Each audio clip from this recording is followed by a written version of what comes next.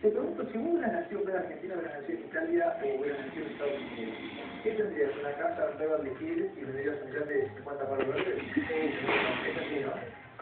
Sí, sí, la verdad es que eso es, pero tampoco tendría cosas que tengo ahora, que tengo divinos y tengo la calidad, las cosas que tengo acá y la realidad de determinados lugares, que afuera es mucho más equilibrada, afuera puede llegar a lo que pasa es que en la moda, lo que nosotros mirando que es la moda, afuera se ve más como una industria, entonces es parte de una industria que posiciona económicamente mucho mejor.